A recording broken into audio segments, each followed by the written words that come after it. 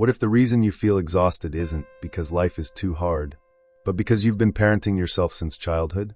What if the emptiness you can't explain isn't a flaw, but the echo of needs that were never answered? You don't remember a moment where everything broke. No single event. No dramatic wound. Just a quiet realization you learned to survive without comfort, to grow without guidance, to become strong because no one showed you how to be held.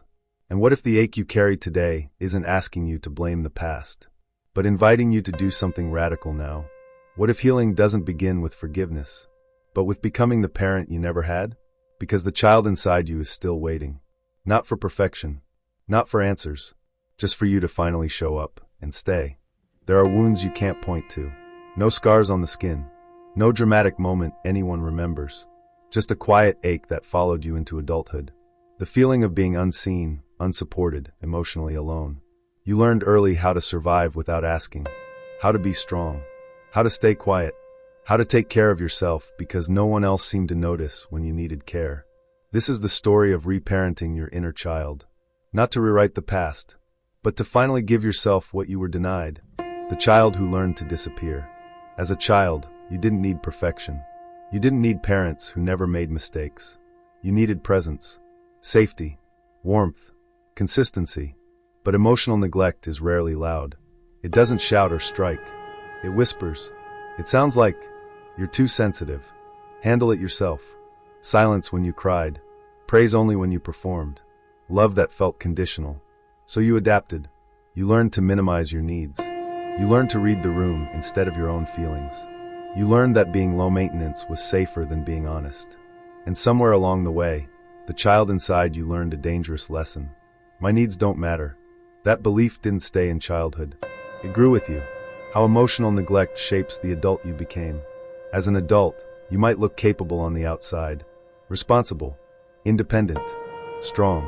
But inside, there's a constant tension. You overfunction. You struggle to rest without guilt. You feel empty even when life looks fine. You give more than you receive and tell yourself you're okay with it. You may feel shame for needing reassurance. Anger you don't understand. A deep loneliness that doesn't go away in company. And when life gets hard, you don't ask for comfort. You criticize yourself for struggling, because no one taught you how to be gentle with pain. Reparenting is not blame, it is liberation. Reparenting your inner child is not about blaming the past. It's about breaking the cycle. It's about becoming the adult you needed when you were small.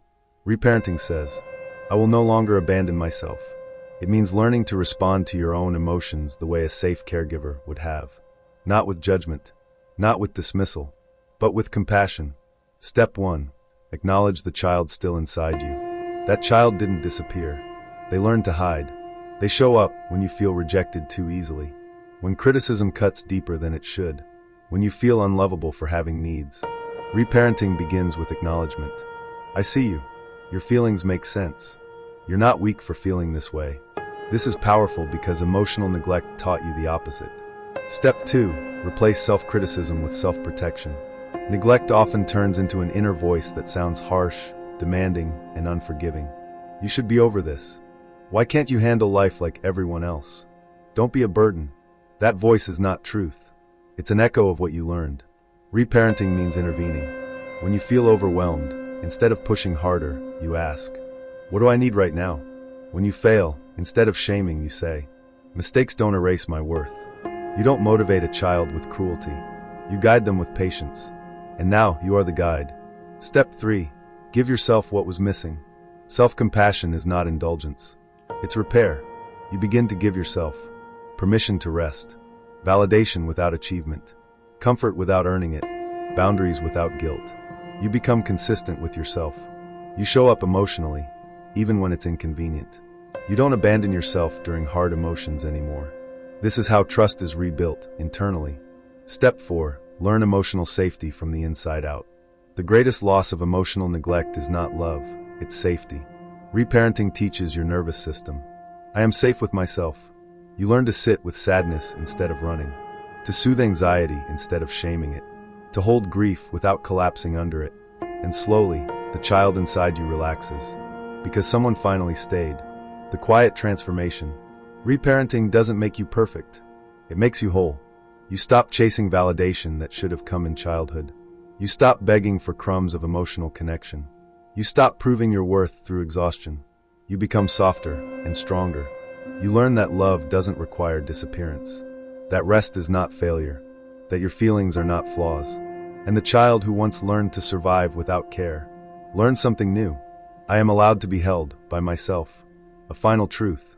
You cannot change the childhood you were given, but you can change the relationship you have with yourself. Reparenting your inner child is an act of courage. It is choosing compassion where neglect once lived, presence where absence once ruled. And every time you respond to yourself with kindness, you heal not just the past, you design a future where you no longer have to survive alone. If this story resonated, it's not because you are broken, it's because the child inside you is ready to finally be loved, consistently, gently, and without condition.